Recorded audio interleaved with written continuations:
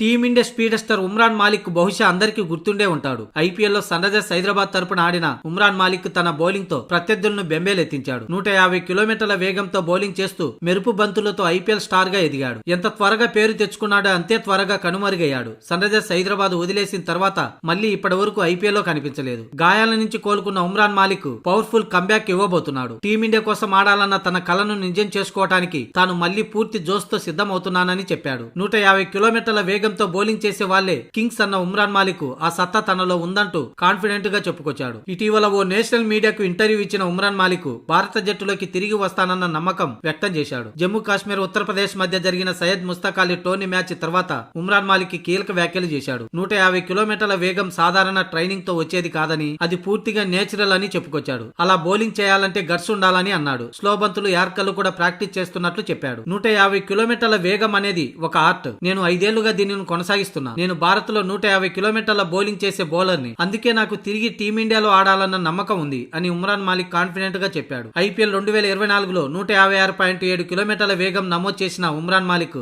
ఆ తర్వాత వరుసగా గాయాల బారిన పడ్డాడు. అనారోగ్యంతో బయటకెళ్లినా తన స్పీడ్ పై ఎప్పుడూ సందేహం పడలేదని అన్నాడు. స్పీడ్ కి అదనంగా స్లోయర్ బంతులు యార్కర్లు కూడా ప్రాక్టీస్ చేస్తున్నానని చెప్పాడు. ఫిట్ గా ఉంటూ వికెట్లు తీస్తే ఎందుకు ఆడనివ్వరంటూ ఉమ్రాన్ మాలిక్ ప్రశ్నేశాడు. సయ్యద్ ముస్తక్ అలీ ట్రోఫీలో ఇప్పటికే 2 మ్యాచ్ల్లో 5 వికెట్లు తీసిన ఉమ్రాన్ మాలిక్ తనను తాను నిరూపించుకొని త్వరలోనే భారత జట్టులోకి వస్తానంటూ ధీమా వ్యక్తం చేశాడు.